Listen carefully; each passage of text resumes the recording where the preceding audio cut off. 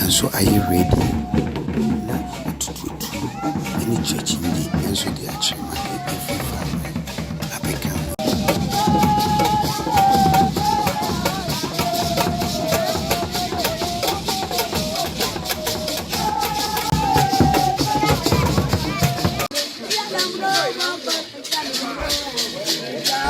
Our cherished viewers, I welcome you to Human Being TV. This is your favorite darling boy, Argentina. And if this is your first time, please subscribe to our channel, share our videos, and also don't forget to drop your comment. Our cherished viewers, we are bringing to you the most respected and the most revered DWC God. He is over 100 years of age and he is still energetic due to the spiritual powers that he possesses. DWC has created several deities and also trained a lot of traditional priests in society. He is being held in high esteem due to his humbleness, his dignity as a god. Stay tuned as we bring to you a very wonderful and amazing cultural festival in Ghana, one of the most powerful deities in Ghana. Our cherished viewers, I welcome you to this wonderful and this big platform. This is the only place you will get very authentic and genuine African spirituality. And today, we are going to enlighten you on African spirituality, but we are taking you to a place called Nkransa in the Bono East region, and we are taking you to a village called Diawisi Krum or Nana Amio Krum. Ghana mine abuchiri amai ahodo so edomu ebua emanana amanwe ene omo afahye edi enum eyaye ebinum eyapo.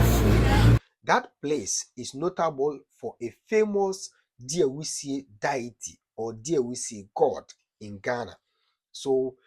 when we talk of the history or when we talk of the significance of Diawisi in Ghanaian culture or in Ghanaian spirituality,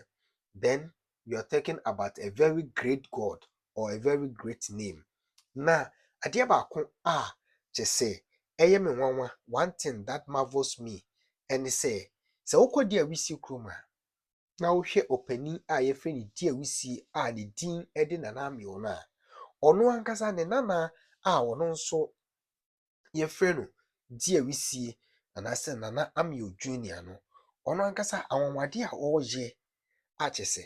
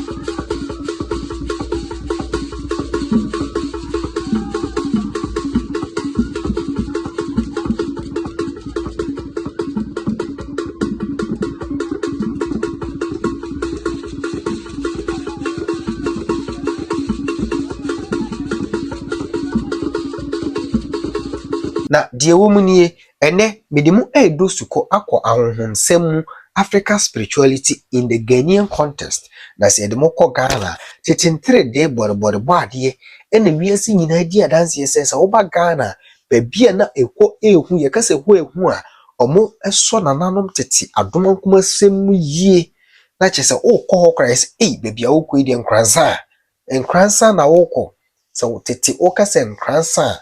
na emanipa ebo brim nipa ebo hupa efise ye campaign ni edua na oba Ghana hadia na nkransa edi mu kan pa aninti emma nkransa ebegidi ewa amamre ni amane kwanso na ye kan nkransa ene nkransa enjoye ye kase nkransa enjoye a eben eni tumi ahodo na ewo nkransa tititi bore ade ye nananom de somye no eguso eye adwuma se de se na efata eno ena ye sesade a ye betwetwe ho nkomo ni yesua ho ade na de abetu wiase afa na nyina ma foforo nso a omo hweye no omo hu the importance and the significance of nkranza in Ghanaian spirituality and I say in Ghanaian cultural festivity. So empanin se amamre ho ye ntontwene na ori free krom hia ben aya abribia wo jira ewo adwabo ase eninti ena ye se titi amamre ne amane na nanom som no ya esom se twitwe na aya de amamani gye na nanom amamre ho ewo yenye pensu se bra na me ya abofra no na mehu se na nanom amamre ne amane no ye na namrewafo no ena na omo wo so nkyerwa e ka se nkyerwa eye ade kurukuru na niema bi guma ye wo so na ejije sa akasa no no ena ye frɛ ne nkyerwa na omo bɔ ntwene abribia ye nananom pere so ye yankura ye behu ye na mpayifo omani afiri nkokora mpayifo na bo nse na omo ka ntwene ana omo si ntwene so na sa mpayifo ye fa omo akyeremadefo so oba African spirituality a drumming and dancing is a very important role in invoking the traditional or invoking the gods. So if you want to invoke any god or any spirit to descend or to possess a human body, you need these drums and dancing to just attract or call upon the gods to possess the individuals known as Akomfo in the Ghanaian setting. So right now, men sebre ene nipa ye bedi ne ho adanse eye Nanamio Junior na mankasa Nanamio Junior unhu sunsun ya ewo me nkomotwetwe mu ene se ukọ Amio Krum a dodo na afre ne se die wisie krum na ewo nkranza mamu bia ye fre no Boabin Fiema Boabin Fiema no ye nyina ye nim se eba Ghana nwe sanctuary a eho ena enwe eti a omuni nipa di nkita ho na omuni nipa etimi communicate nipa ye aduane omutim be yi bi di they behave like human beings a chese nipa ena omote saa bia kro no saa kwaye no pona emwa ni wo mu no nachi pe ana ne nchen pe ena di awisi krum ewo na ye kana na me obakwasem dia adaje ebebo ye eninti enam say we want to bring the conversation to you step by step. Right now we are going to concentrate on Dear We Say Junior. Na ye ka Dear We Say Junior na chese eba akom ne nananom tete adoma nkuma semu dia ene wabo ne homoden pa a chese eba se mrantie ne mmebaawa a omode nananom tete asom tete akom edi dwuma ensa nyarewa ebubu mpokyere dia na eka obemfo emu obemfo dia na chese Dear We Say Junior eka hore nti kara akom na yeka no mrantie ekurem pa mrantie ene meba ekurem a chese omo entoto na sekra nti yesrem moma yensom yi na yenche ho no ye di akom ana agoro ahodo ba ko yini nsabi ebe fam amama hu nipa ko a ye bi ne ho adanse mahu sampa ɔyɛ aberanteɛ a wohu n'anim a na wohu ne nipasu ne ne nipadua wotumi hu sɛ ɛyɛ replica of di a wusie ɛna asan ba asase so. Even though di a wusie is 100 years active and is able to dance and invoke the spirit and controls all the planetary spirits and the energies. Yes, here we still have all those energies. And right now we are seeing a replica. When you say a replica, I don't want to say a reincarnation, because here we say is still alive and kicking and performing all the necessary spiritual activities that is being bestowed upon him. Now the army patching in and say, and I'm saying, dear, we see Jampon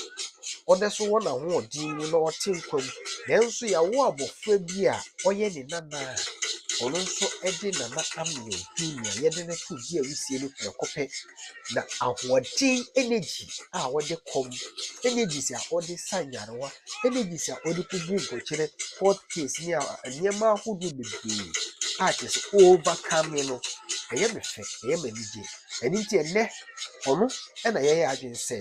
pem a pem yɛde no ɛreba ama adasa nyinaa mahu nipa ko a yɛdi ne ho adanse na sɛ ɔtena bi wopɛ baabi akɔpɛ mmoa,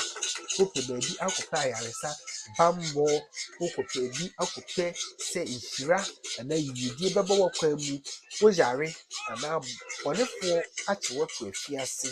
abusuafoɔ saw, awadeɛ nkɔ yie, nneɛma apaape ɛwɔ abrabɔ mu deɛ a na nea wobɛhia di a wusie junior a tumi ne ahoɔden ahyɛ ne ma a wɔyɛ srapem bogya a ɔno ɛna awo sasaborɔnsam awo mmootia 72 a kyɛ sɛ yɛti mmootia no nyinaa ɛwɔ ne mogya mu. Ɛno nti yɛka tumi mu deɛ a Nana a yɛfrɛ no Amio Junior a kyɛ sɛ woba akɔm mu a mmeranteɛ ne mmɛma ade aborɔfo sɛm no nti dodoɔ no anim sɛ Kɔmfoɔ Jeff anaasɛ Nana Jeff wapem papapapapa. Nana kɔm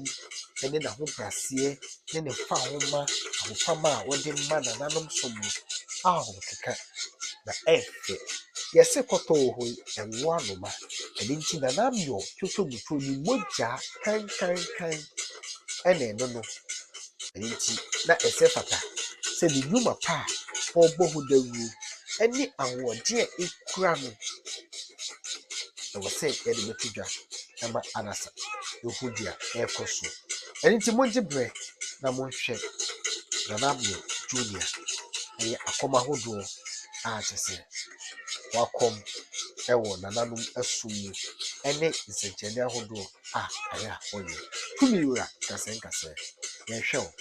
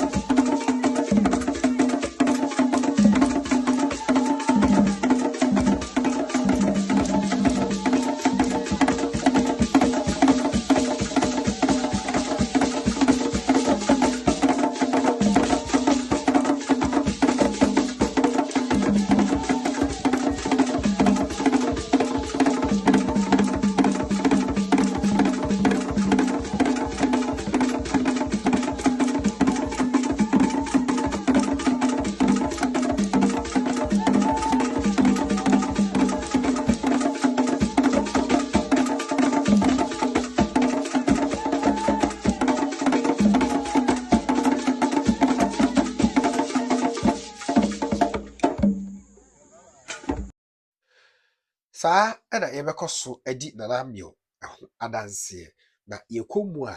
afi yɛkɔ bosome nson ne wɔtwe no mu a amammerɛ ne amane ahodoɔ bebree afahyɛ ahodoɔ bayidi ahodoɔ ɛkɔ so ɛwɔ Ghana nyinaa